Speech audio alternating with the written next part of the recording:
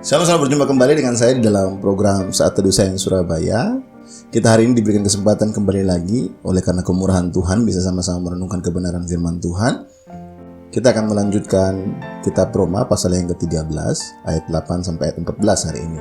Nah, bagi rekan-rekan Sains yang ingin mendapatkan bahan renungan ini bisa langsung saja ke Instagramnya Sains Surabaya di @shine_surabaya dan Facebooknya Sains Surabaya, Shine spasi Surabaya. Sebelum kita masuk dalam perenungan firman Tuhan, mari kita sama-sama satu di dalam doa. Bapa, kami bersyukur Tuhan untuk kebaikan Tuhan yang telah Tuhan berikan dalam kehidupan kami. Terima kasih untuk anugerah Tuhan, pemeliharaan Tuhan yang terus kami rasakan dalam hidup kami.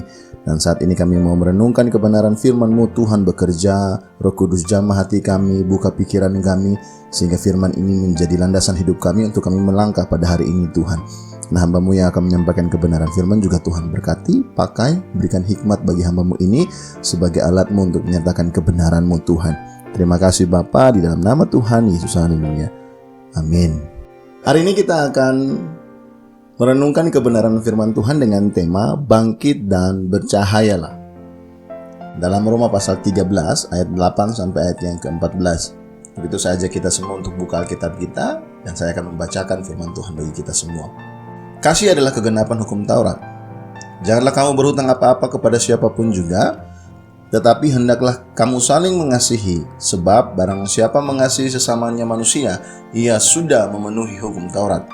Karena firman jangan berzina, jangan membunuh, jangan mencuri, jangan mengingini, dan firman lainnya manapun juga sudah tersimpul dalam firman ini, yaitu kasihilah sesama manusia seperti dirimu sendiri.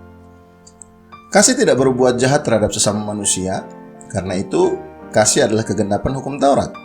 Hal ini harus kamu lakukan karena kamu mengetahui keadaan waktu sekarang, yaitu bahwa saatnya nanti telah tiba bagi kamu untuk bangun dari tidur, sebab sekarang keselamatan sudah lebih dekat bagi kita daripada waktu kita menjadi percaya.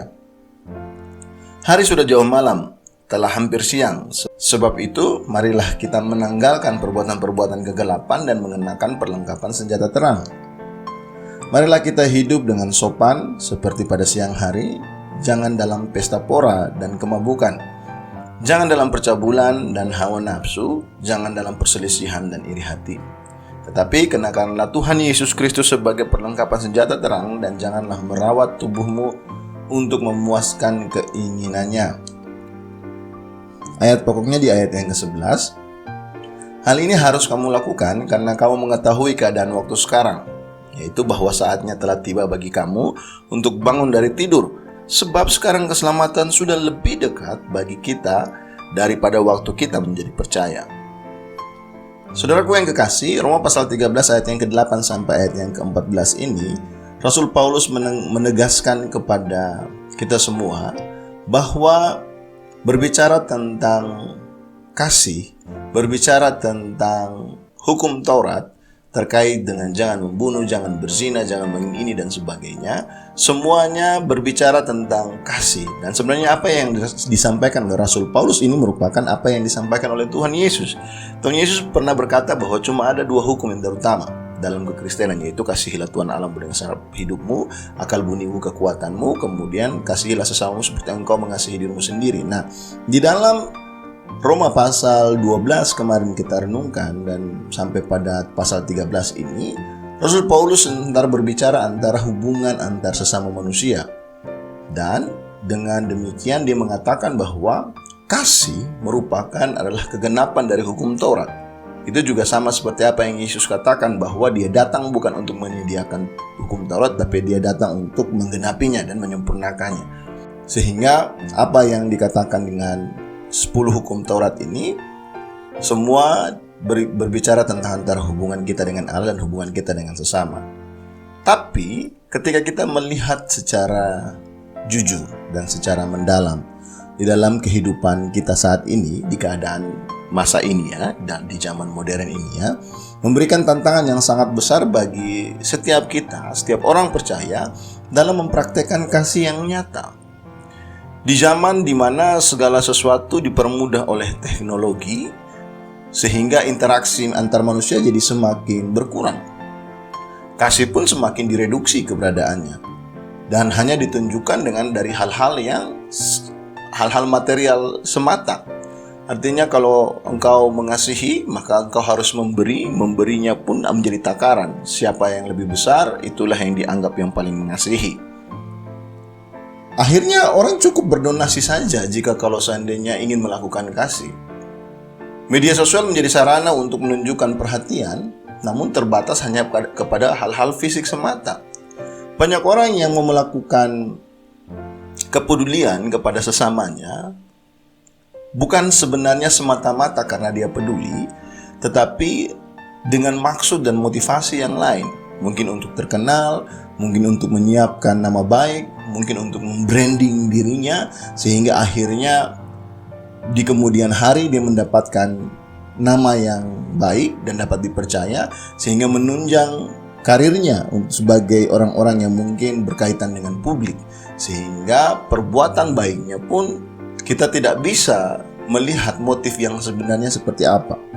Tetapi ketika kita berdiri sebagai orang percaya dengan keadaan zaman ini ya, apapun itu perkembangannya, apapun motivasinya, apapun keadaan zamannya, kita harus tahu bahwa motivasi yang paling benar di antara ketika kita memberikan kepedulian adalah kasih yang sempurna. Kasih yang tanpa batas. Artinya kita memberikan kasih bukan hanya karena kita memberikan kepedulian kita, bukan supaya kita mendapatkan sesuatu dari sana.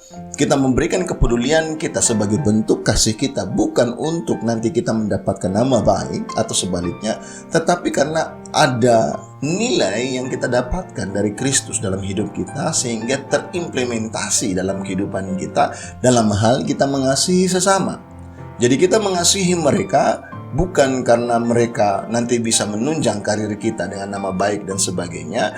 Kita mengasihi mereka, peduli kepada mereka, membantu mereka bukan sebagai ajang keren-kerenan yang akhirnya kita bisa post di media sosial kita dan sebagainya. Firman hari ini berkata, sudah tiba waktunya kita bangun dari tidur. Artinya kita jangan terlena dengan zaman ini. Kita jangan terfokus dengan pola yang dibuat oleh iblis, sehingga akhirnya motivasi kita dalam hal mengasihi menjadi berbeda dengan tujuan dari hukum yang terutama tadi tentang kasih sesama manusia itu. Mari kita kenakan Tuhan Yesus Kristus sebagai perlengkapan senjata terang. Artinya alasan kita mengasihi sesama, peduli kepada sesama, membantu sesama, karena Tuhan Yesus mengasihi mereka. Karena Tuhan mengasihi mereka, kita adalah anggota tubuh Kristus yang melakukan perkara tersebut kepada mereka. Sehingga apapun yang kita lakukan harusnya mereka bertemu dengan Kristus, bukan bertemu dengan kindness atau kebaikan kita semata. Kasih Kristus yang dinyatakan melalui pengorbanannya dan kematiannya adalah senjata untuk menaklukkan dunia yang semakin kering oleh kasih yang sejati. Inilah spirit kekristenan. Ini adalah spirit orang percaya dalam hal mengasihi. Bahwa Yesus telah mati di atas kayu salib dan Dia telah menebus kita dari maut. Dan kita dipanggil untuk mengasihi orang lain sebagaimana Yesus mengasihi mereka. Orang Kristen dipanggil menjadi terang di tengah zaman dan dunia ini melalui kasih yang aktif. Yaitu kasih yang rela berkorban. Sama seperti apa yang telah Yesus lakukan. Sama seperti kasih Kristus kepada kita semua yang telah ditebusnya. Nah, kasih yang teruji hanya bisa dilihat dari penderitaan yang dilaluinya, kesakitan yang dilewatinya, penolakan yang dilewatinya. Namun tetap bertekun, tetap mengasihi dan memiliki pengharapan. Artinya walau kita tidak menjadi terkenal, walaupun kita tidak mendapatkan dukungan, walaupun kita tidak dapat imbas baliknya kepada kita, walaupun kita tidak mendapatkan balasan yang setimpal atas perbuatan baik kita kepada mereka, itu bukan alasan untuk kita mengasihi mereka. Kita mengasihi mereka bukan supaya kita mendapatkan apa yang baik kepada kita kembali. Kita mengasihi mereka bukan supaya kita mendapatkan penerimaan dari mereka, tapi kita mengasihi mereka sebagaimana Kristus mengasihi mereka. Dan ingat tadi bahwa kasih yang teruji adalah melalui penderitaan, kesakitan, penolakan, namun tetap bertekun untuk mengasihi mereka. Untuk kita saudaraku yang kekasih, hari kedatangan Tuhan sudah semakin dekat.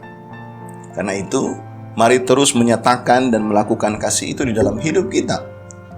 Sebagaimana Yesus telah mati bagi kita, marilah kita mengasihi sesama kita sebagaimana Kristus pun mengasihi mereka. Mari kita satu di dalam doa. Bapa, kami sungguh bersyukur untuk anugerah Tuhan yang begitu luar biasa dalam hidup kami. Pimpin kami Tuhan untuk masuk dalam kasih karunia Tuhan dalam hidup kami, sehingga kami dapat memberikan anugerah Tuhan, membagikan anugerah Tuhan bagi setiap orang-orang yang ada di sekeliling kami Tuhan. Apa yang telah kami terima, apa yang telah kami rasakan di dalam karya keselamatan yang Tuhan berikan bagi kami, ajar kami untuk menghidupinya dan membagikan itu kepada orang-orang yang ada di sekeliling kami Tuhan. Ajar kami untuk mengasihi orang lain bukan karena untuk mendapatkan segala sesuatu Tuhan, tapi ajar kami untuk mengasihi mereka walaupun kami ditolak, kami menderita kesakitan, penolakan dalam hidup kami. Namun kami terus mengasihi mereka dengan penuh pengharapan. Terima kasih Tuhan, terima kasih Bapa. Hamba juga tidak lupa berdoa bagi setiap jemaat Tuhan yang mendengarkan renungan ini. Tuhan memberkati dimanapun kami berada, baik dalam pekerjaan kami, pelayanan kami, keluarga kami, studi kami, maupun kesehatan kami. Kami percaya Tuhan memberkati, Tuhan melindungi, Tuhan menyertai kami semua. Terima kasih Bapa, di dalam nama Tuhan Yesus. Haleluya. Amin. Selamat beraktivitas. Tuhan Yesus memberkati.